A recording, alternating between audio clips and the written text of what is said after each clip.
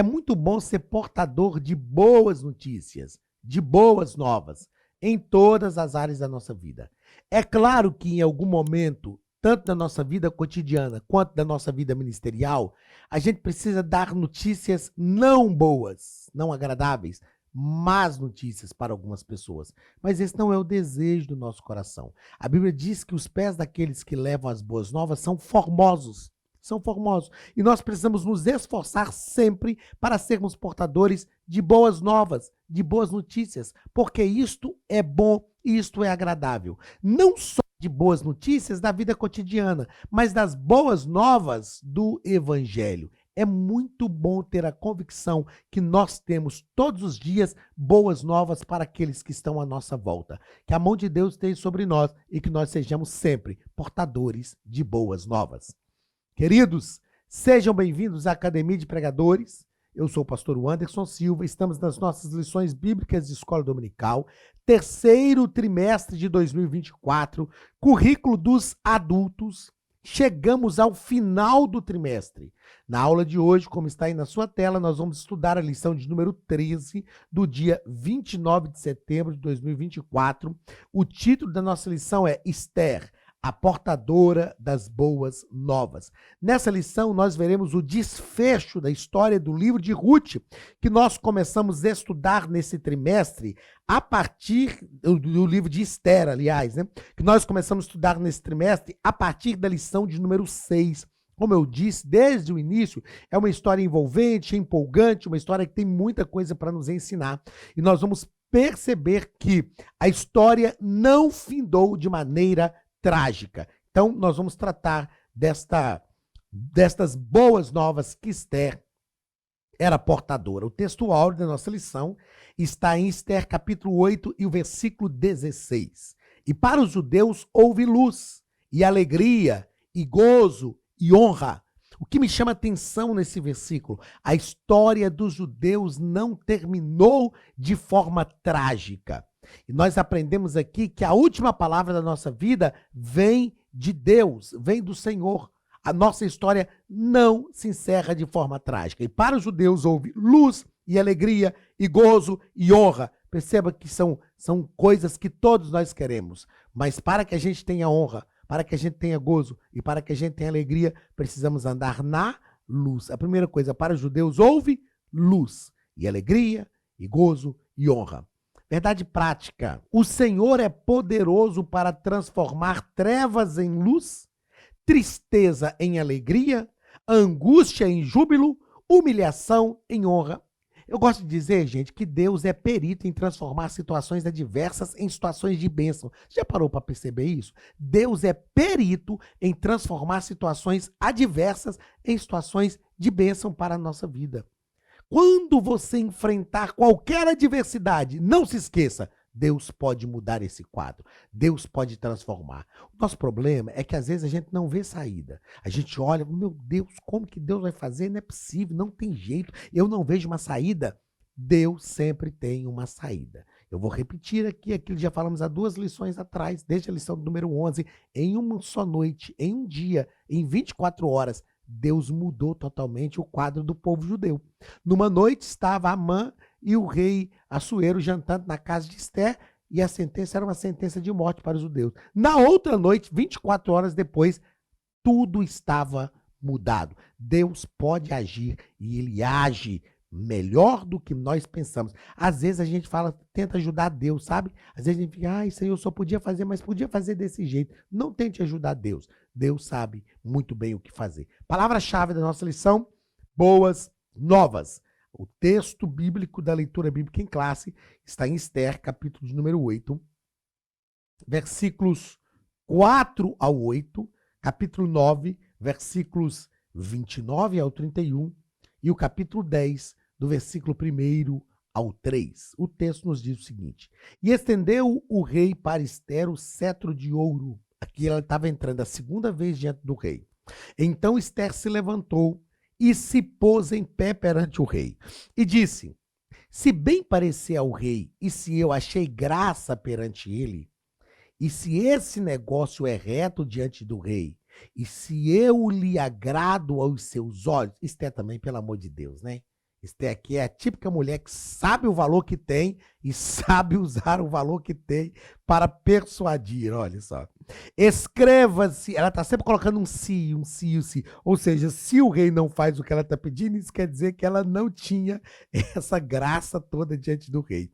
Escreva-se que se revoguem as cartas e o intento de Amã, filho de Amedata ou Agagita, as quais ele escreveu para lançar a perder os judeus que há em todas as províncias do rei. Porque como poderei ver o mal que sobrevirá ao meu povo? E como poderei ver a perdição da minha geração? Então Esther já sabia que ela estava protegida. Perceba que nessa fala de Esther, quando ela diz, como poderei eu ver o mal sobre o meu povo? Como poderei ver acabar a perdição da minha geração? Uma coisa é certa, Esther sabia que ela estava guardada. E isso me chama a atenção em Esther, porque mesmo sabendo que ela estava guardada, que ela estava protegida, ela vai novamente diante do rei, correndo o risco novamente de ser morta, mas ela vai agora para interceder pelo seu povo. Esther está nos ensinando que não é porque eu já alcancei a bênção que eu esperava que eu não preciso lutar para que o meu irmão também seja abençoado. Não é porque eu já alcancei o lugar que eu quero que eu não preciso lutar para que o meu irmão também alcance esse lugar. E aí o rei vai falar para ela, versículo 7. Então disse o rei Assuero à rainha Esther e ao judeu Mardoqueu: eis que dei a Esther a casa de Amã, e a ele enforcaram numa forca. Portanto quisera pôr as mãos sobre os judeus. Escrevei, pois, aos judeus como parecer bem aos vossos olhos, e em nome do rei, e selai-a com o anel do rei, porque a escritura que se escreve em nome do rei e se sela com o anel do rei não é para revogar. O que o rei está dizendo? Olha aqui, Esther, olha aqui, Mardoqueu, eu entendo. Vocês já mataram a casa de Amã, beleza. Só que a escritura que é selada com o anel do rei não pode revogar. E eu dei uma ordem. E essa ordem diz que os judeus serão mortos, que os judeus serão atacados. E não tem como eu revogar isso. Mas faz o seguinte, toma aqui o meu anel, escreve aquilo que vocês quiserem e sele com o anel do rei. Versículo 29 do capítulo 9. Depois disso, escreveu a rainha Esther, filha de Abiail, e Mardoqueu, o judeu, com toda a força para confirmarem a segunda vez essa carta de Purim. E mandaram cartas a todos os judeus, a 127 províncias do reino de Assuero, com palavras de paz e fidelidade, para confirmarem esses dias de Purim nos seus tempos determinados, como Mardoqueu, o judeu, e a rainha Esther lhes tinha estabelecido, e como eles mesmos já o tinham estabelecido sobre si e sobre a sua semente, acerca do jejum e do seu clamor. Capítulo 10, versículo 1. Depois disso, pôs o rei Assuero tributo sobre a terra, e sobre as ilhas do mar, e sobre as obras do seu poder e do valor, e a declaração da grandeza de Mardoqueu, a quem o rei engrandeceu. Porventura não estão escritas no livro das crônicas dos reis da Média e da Pérsia? Porque o judeu Mardoqueu foi o segundo depois do rei Assuero, e grande para com os judeus, e agradável para com a multidão de seus irmãos, procurando o bem de seu povo e trabalhando pela prosperidade de toda a nação. Então perceba que tudo que está acontecendo está sendo registrado. Está sendo registrado. A rainha Esther agora manda cartas, Mardoqueu também manda cartas a todos os judeus. Essas cartas revogavam a primeira ordem do rei? Não, mas elas davam aos judeus o direito de lutarem pelas suas próprias vidas. Nós precisamos entender aqui que muitas vezes o agir de Deus vai ser para nos esforçar a lutar. E às vezes a gente cruza os braços e diz, não, Deus vai pelejar em meu favor. Mas agora Deus não vai pelejar em seu favor. Tem hora que Deus fala, aquietai-vos, sabei que eu sou Deus. Aquietai-vos, essa batalha não é vossa, o Senhor pelejará por vós. Mas tem hora que Deus fala, não, vou dar força a vocês. E vocês vão pelejar, vocês vão lutar. Então nós precisamos fazer aquilo que precisa ser feito. Se Esther e Mardoqueu tivessem simplesmente se assentado, vamos orar, vamos deixar para lá, não vamos diante do rei, vamos só orar, eles seriam mortos.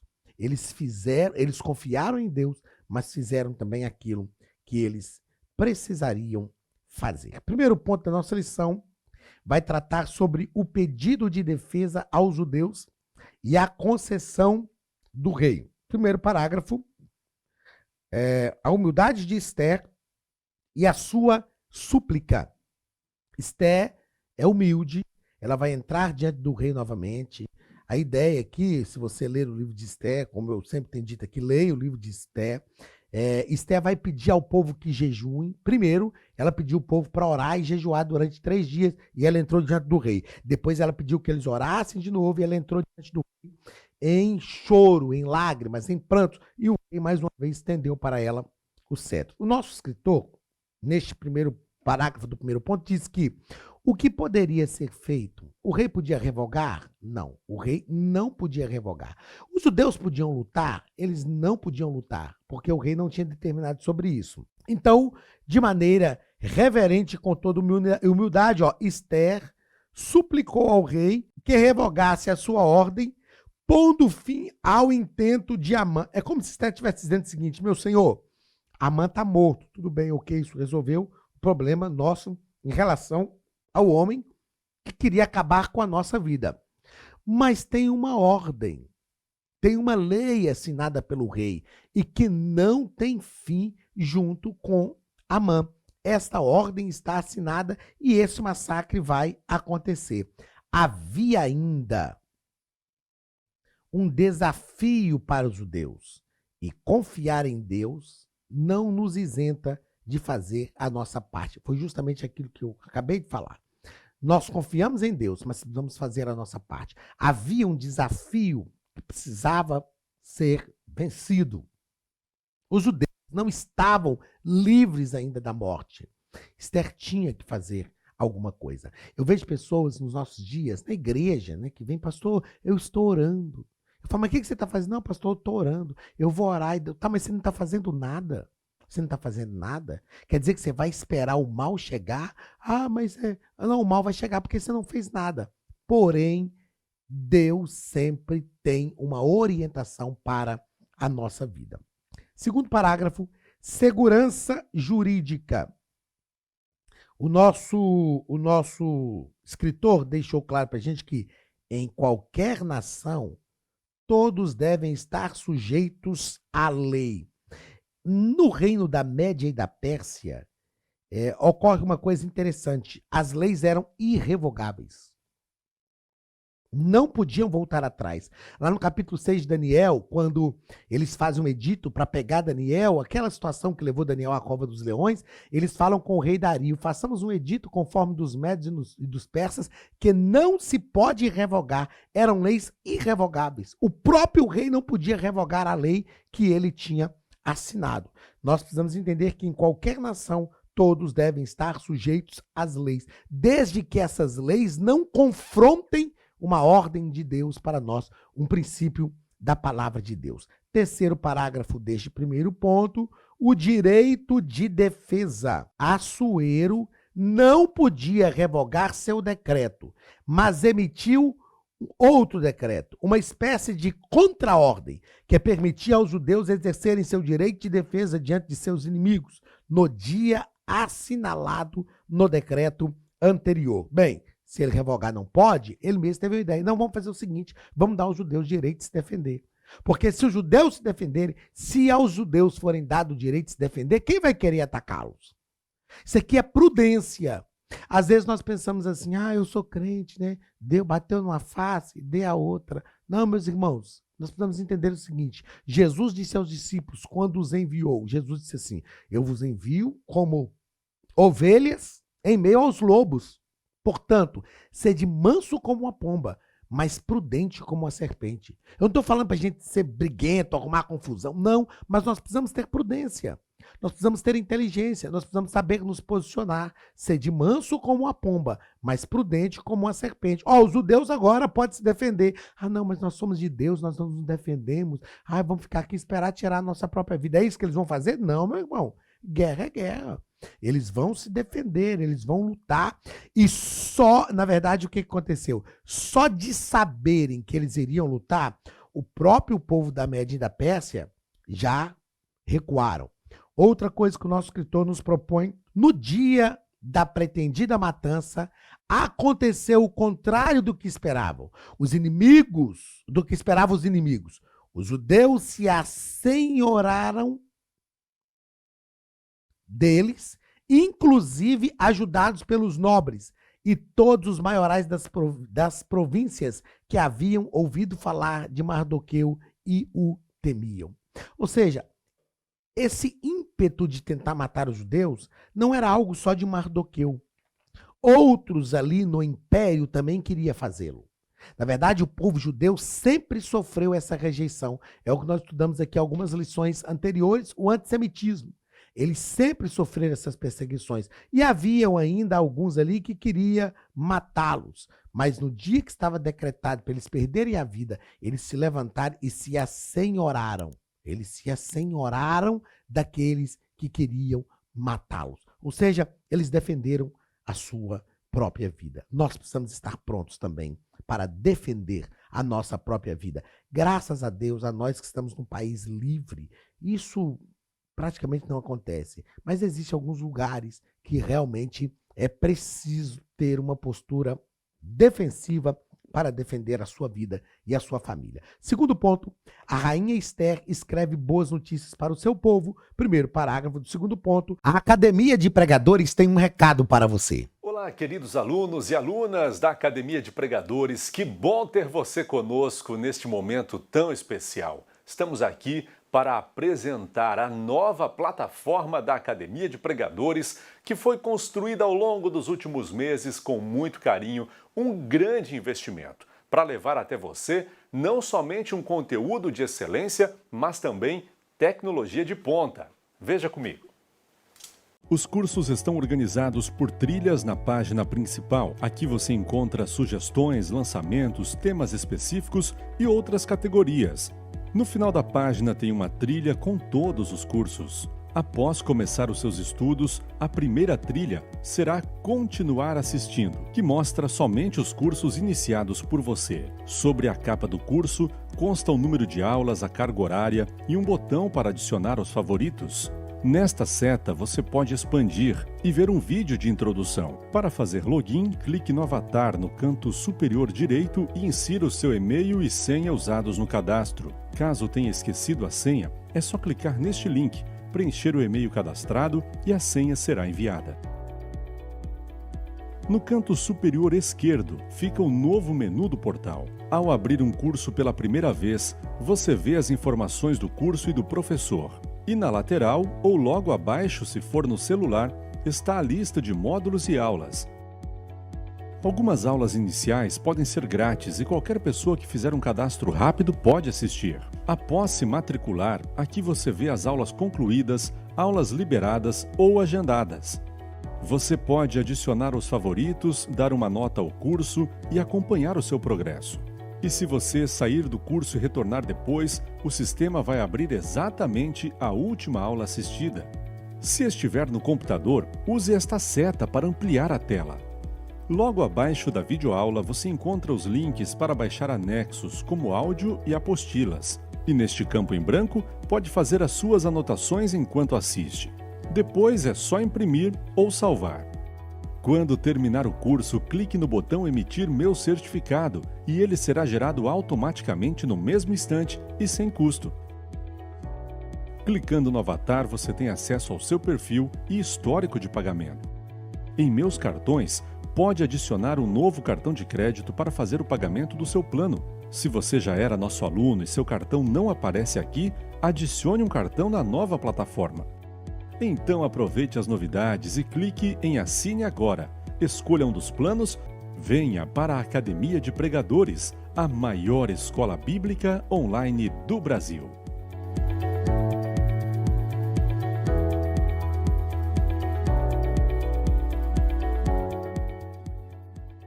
A comemoração dos judeus. Mardoqueu registrou os fatos e escreveu cartas para os judeus de todas as províncias, instituindo uma festa comemorativa, a festa de Purim. Essa festa é comemorada até hoje entre os judeus, a festa de Purim, que é uma festa que fala do livramento. O livramento que Deus deu para o seu povo. Então, o povo que estava triste, o povo que estava aborrecido, chateado, o povo que tinha certeza que iria perder a sua vida, agora tem um motivo de festejar, tem um motivo de se alegrarem. E Mardoqueu escreveu isso para eles. Nós já tratamos sobre o que é a festa de Purim, que é a palavra pur, que é lançar sorte, e por isso vem esse termo, a festa de Purim. Segundo parágrafo deste segundo ponto, a carta e o decreto de Esther. Assuero disse que ela deveria escrever, isto porque, ao sair da sua pena, a instituição da festa estava fundamentada, agora, em um decreto real. Não era uma fala só de Amã, aliás, só de Mardoqueu. Era algo real, um decreto real que Esther havia assinado. Então, o que a gente percebe? A gente percebe um crescimento também da rainha Esther. Não só o livramento do povo, mas um crescimento da rainha Esther. A rainha Esther, que tinha dificuldades até para entrar na presença do rei, agora já está assinando decretos reais também. Isso porque o próprio rei, com toda certeza, lhe dava autonomia. Então, o que nós percebemos em toda essa história do livro de Esther? Deus usou essa história não só para livrar e proteger o seu povo, mas para promover um crescimento da rainha Esther também. Nós precisamos aprender isso. As crises vêm sobre a nossa vida para aprender crescimento, para promover crescimento, para promover a nossa liderança. A crise que você acha que vai te matar, na verdade, ela vai promover a sua liderança, vai fazer com que Deus seja exaltado na sua vida. E isso acontece com a rainha Esther. E terceiro parágrafo, a exaltação de Mardoqueu. Veja só, se Mardoqueu tinha sido esquecido por cerca de 5 anos, agora com a morte de Amã, Mardoqueu vai ser honrado pelo rei. O relato bíblico encerra com um testemunho notável de Mardoqueu. Ele foi um homem público, exemplar e próspero, trabalhando para o bem de todo o seu povo. Diferentemente de Amã, que trabalhava só para o seu próprio bem, olhando para o seu próprio umbigo, lutando pelas suas próprias causas, tentando defender os seus próprios interesses, aqui agora nós temos um judeu, Mardoqueu, temente a Deus, que é colocado no lugar de Amã, é honrado, é colocado como o maior no trono depois do rei, mas que permanece fiel, que mantém a sua sinceridade e a sua fidelidade e, sobretudo, luta em prol do seu povo. Faz com que a razão da sua ascensão seja uma realidade para se concretizar na vida das pessoas para as quais ele havia sido eleito por Deus. Servir é uma bênção. Servir é uma bênção. Deus nos coloca em lugares que nós temos a oportunidade de servir as pessoas, servir a homens, servir as pessoas. E nós precisamos entender isso, nós precisamos interiorizar isso e entender. Eu estou neste lugar porque Deus me colocou e aqui eu devo servir ao povo de Deus. Não há nada melhor do que servir ao povo de Deus. É o que Mardoqueu já fazia e é o que ele continuou fazendo após ser honrado, após ser exaltado pelo rei Assuero. Terceiro ponto da nossa lição e último ponto. A mulher é chamada por Deus para ser relevante no mundo. Infelizmente, até hoje, nós temos aí essas questões, né, da mulher. Infelizmente, até hoje, nós temos esse mundo aí meio machista. A gente olha para o contexto bíblico e vai perceber que no contexto bíblico a Bíblia não é machista, a Bíblia é patriarcal. É diferente. Machista é diferente de ser patriarcal. Patriarcal são os homens como cabeça do lar, cabeça das instituições, como líderes chamados por Deus. E isso é um princípio bíblico. Mas a Bíblia sempre valorizou as mulheres. E é justamente sobre isso que vai tratar esse terceiro ponto. Primeiro parágrafo do terceiro ponto, uma mulher notável.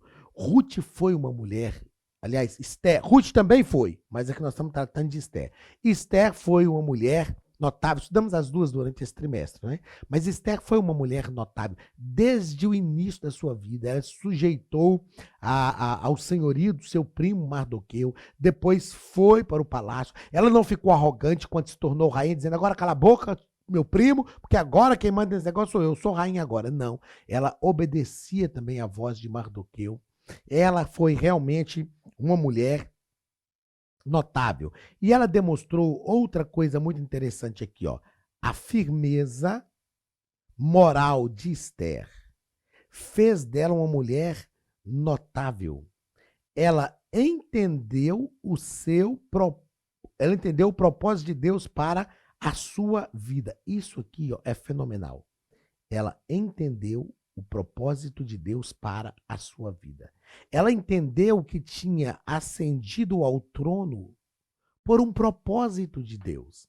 E isso é lindo quando nós entendemos que tudo que Deus permite na nossa vida tem um propósito. É a vontade de Deus. O que é a palavra propósito? Propósitus, do latim. É a razão por que algo existe. Por que você existe? Por que você está aí? Por que Deus te preservou 9 meses no ventre? Ou talvez um pouco menos. Por que Deus tem guardado a sua vida? Por que Deus tem te preservado? Há um propósito de Deus para todas estas coisas. Há um propósito de Deus. E Esther entendeu este propósito. Ela foi notável justamente porque ela tinha uma firmeza moral. Ela sabia se posicionar na hora certa. A gente vai ver, a gente estudou esse trimestre aqui, ela sabia se vestir na hora certa, se perfumar na hora certa, sabia qual roupa que ela usava, sabia ouvir os eunucos do rei, sabia ouvir o próprio primo, sabia como falar. Ela sabia. Perceba que essa mulher, rainha Esther, em nenhum momento ela quis tomar o lugar de nenhum homem. Não, quem vai mandar nesse negócio aqui sou eu. Não, não, não. Ela sabia qual era o seu valor. Tudo indica aqui que Esther era uma moça muito bem resolvida com ela mesma. Com ela mesma. Ela sabia qual era o seu valor e ela se posiciona dessa forma. E por isso ela foi uma mulher notável. Segundo parágrafo. A banal guerra do sexo. A banal guerra dos sexos. O Criador nos fez macho e fêmea, com constituições e papéis distintos, os quais estão claramente revelados nas Escrituras. Nós precisamos entender que homem e mulher não é a mesma coisa. Eu ministro para casais e quando eu ministro para casais eu gosto sempre de falar o seguinte, o dia que eu descobri que homem e mulher é a mesma coisa, eu tenho que largar minha mulher, porque viver com homem não deve ser fácil não, deve ser um trem ruim demais da conta. Gente, brincadeiras à parte, essa fala é uma brincadeira, mas para chamar a atenção para aquilo que é uma verdade, é claro que homem e mulher não é a mesma coisa. É só olhar para ver, é só olhar. É claro que homem e mulher não é a mesma coisa, emocional, psicologicamente falando, fisicamente falando, hormonalmente falando, são diferentes. E na sua própria constituição, Deus dotou o homem de algumas coisas e a mulher de outras. Por exemplo, a mulher é dotada de muita sensibilidade. E isso ajuda a maternidade. A mulher tem sim, minha gente. Os homens estão me ouvindo aí, ó. A mulher tem sim uma visão mais sensível das coisas. Às vezes ela vê coisa que a gente não enxerga. E quem já passou por isso sabe o que eu vou falar aqui agora. Às vezes a mulher olha e fala, sabe aquele seu amigo? Ele não gosta de você não, hein? Eu já vi a forma que ele te olha. Ele não gosta de você não. Às vezes a gente fala assim, mas o que é isso? Agora você está com ciúme até dos meus amigos? Que não sei o que. Espera que você vai ver. Espera que você vai ver o resultado. A mulher tem esta sensibilidade. O homem já não tem essa sensibilidade psicoemocional tão aflorada. Mas o homem tem um poder de raciocínio muito grande. E por isso que Deus dotou o homem como cabeça do lar. Por isso que Deus dotou o homem como chefe da família. Na verdade, para que uma família funcione bem, o homem e a mulher têm que estar juntos, unidos, uma só carne, e um respeitar a característica do outro. Ó, gente, no relacionamento é o seguinte, aquilo que você faz melhor do que o outro, que seja a sua responsabilidade, mas aquilo que o outro faz melhor do que você, que seja a responsabilidade dele, do outro cônjuge, e que cada um de nós aceitemos isto. E se nós pararmos para pensar e compreender, nós vamos ver que se completam, homem e mulher se completam. Foi por isso que Deus criou um numa interdependência do outro. E isto é maravilhoso. Essa guerra dos sexos é banal. Quem é mais inteligente, quem é melhor, não tem mais inteligente, não tem melhor, tem cada um com as suas características, prontos para servir ao Senhor, prontos para estar dentro de uma casa, construir uma família, construir um lar, contribuir com a obra de Deus. É isso que nós precisamos entender. Terceiro ponto, terceiro parágrafo do terceiro ponto e o último ponto da nossa lição. O contexto cristão. Além dessas diversas mulheres da Bíblia que exerceram papéis importantes na história, e aí são citadas diversas mulheres aqui, no contexto assembleiano também são citadas algumas diversas mulheres, mas uma coisa é certa, quando nós olhamos para o contexto cristão, nós vamos entender que muitas mulheres notáveis permanecem em atuação em solo brasileiro e em todo o mundo. Nós vamos perceber, olhando para o ministério de Jesus, nós vamos perceber que muitas mulheres estavam ali e auxiliaram Jesus no seu ministério. Olhando para o ministério de Paulo, que depois de Cristo foi o maior missionário do Novo Testamento, muitas mulheres também auxiliaram Paulo no seu ministério. As mulheres sempre tiveram um papel relevante no contexto da palavra de Deus. Se você olhar para o Antigo Testamento, você vai ver o papel relevante da mulher. Se você olhar para o Novo Testamento, você vai ver também o papel relevante da mulher. As mulheres são relevantes. Esse movimento feminista, miserável, diabólico, satânico, que tenta mostrar que a mulher é igual ao homem, que ela tem os mesmos direitos, mas ela não é igual ao homem. Cada um de nós fomos criados por Deus para um papel. E é preciso que nós, homens, entendamos o nosso papel. É preciso que nós, homens, aceitemos o nosso papel. E é preciso que nós, homens, cumpramos o nosso papel, exerçamos o nosso papel e não sobrecarreguemos as mulheres com esses papéis que são papéis masculinos na relação, no relacionamento, no casamento. É por isso que Deus nos colocou como cabeça do lar, para direcionar. A nossa mente é mais racional e Deus nos colocou para isso, para direcionar todas as coisas, para liderar. Mas a palavra de Deus nos ensina a amar as mulheres, como Cristo amou a igreja e a si mesmo se entregou por ela. Meus queridos, que nós entendamos o propósito de Deus em todas as coisas, porque Mardoqueu entendeu o propósito de Deus para a sua vida. A rainha Esther também entendeu o propósito de Deus para a sua vida. E só por isso o povo de Deus teve livramento. Se nós entendermos, cada um de nós entendermos o propósito de Deus para a nossa vida, Deus vai livrar o seu povo e vai derramar bênçãos incontáveis sobre a nossa vida. Chegamos, meus queridos, ao final de mais um trimestre.